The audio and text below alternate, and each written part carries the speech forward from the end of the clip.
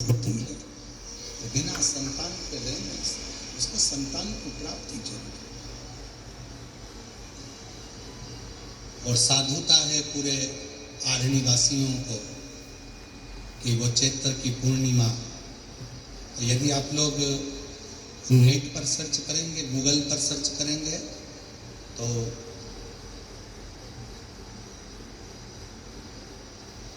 South में, दक्षिण में जो चैत्र की पूर्णिमा होती है उसे शिव झूलन पूर्णिमा भी कहते हैं। चैत्र जैसे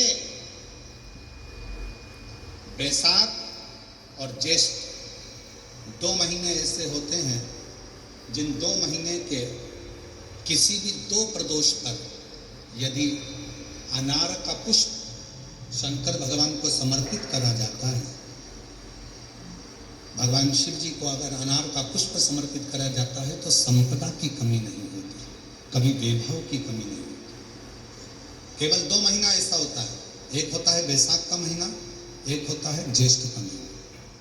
ये 2 महीने में कभी भी कोई सी भी 2 प्रदोष, किसी भी 2 प्रदोष को ले लो और उसमें अनार का फूल, जो अनार का फल लगता है उसमें फूल भी लगता है, अनार का यदि पुष्प, एक ही पुष्प यदि शंकर के शिवलिंग को समर्पित करा जाए तो कभी, हम तो यहाँ तक कहेंगे कि कोई बहुत छोटे से छोटा व्यक्ति है, भले हाथ गाड़ी चला रहा है, ठेला गाड़ी चला रहा है, रिक्शा चला रहा है, उसके पास धन नहीं है, बहुत कमज़ोर है, पैसा नहीं है, बहुत तकलीफ में है, बहुत दुखी है, तो हम तो उससे कहेंगे कि या तो बैसाख के महीने में या ज्येष्ठ के महीने में कोई भी 2 प्रदोष को अनार का पुष्प यदि वो समर्पित कर देता है तो निश्चित है उसके घर में वैभव संपदा बढ़ना प्रारंभ हो जाती है, कार्य में उन्नति।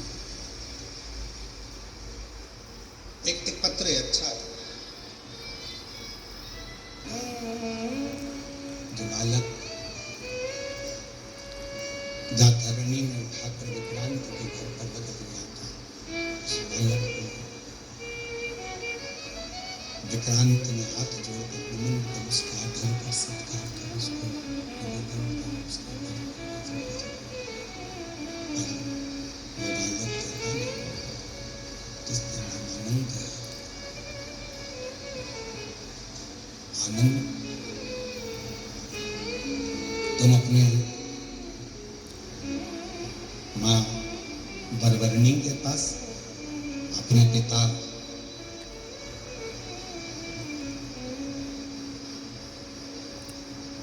मित्र के पास जा सकते हो।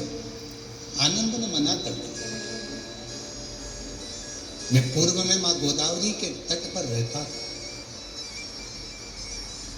माँ गोदावरी के तट पर मुझे गोदावरी नदी के जल का जो प्रताप मुझे मिला है वो प्रताप कोई साधारण नहीं।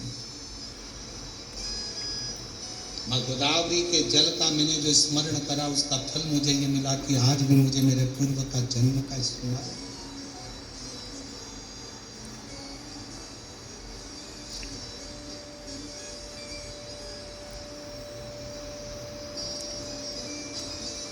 मेरे पूर्व के जन्म का मुझे आज भी स्मरण है।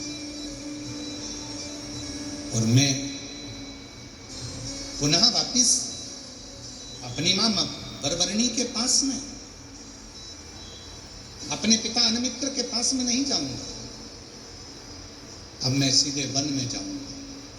और वही आनंद महाकाल वन में पहुंच गया। तब मैं डूब गया साधना में। शिव की इतनी भक्ति करी, इतनी भक्ति करी, इतना स्मरण किया कि बाबा देवरिद्ध महादेव ने आनंद को दर्शन, आनंद को दर्शन। और आनंद को जो दर्शन दिया, मांगो आनंद, तुमको क्या चाहिए? शिव ने पूछा। आनंद ने मना कर दिया, मुझे ये भोग और विलास की वस्तुएं नहीं, मुझे साज और श्रृंगार नहीं, मुझे कोई वस्तु नहीं, मुझे कोई सामग्री नहीं, मुझे कोई सामान नहीं। अगर देना चाहते हो तो आप जो आज मुझे दर्शन देने के लिए यहाँ आए हो, इसी स्वरूप में यहीं पर आप रह जाओ। भगवान शंकर एक शिवलिंग की आकृति में वहां विराजमान हो गए। आनंदेश्वर महादेव।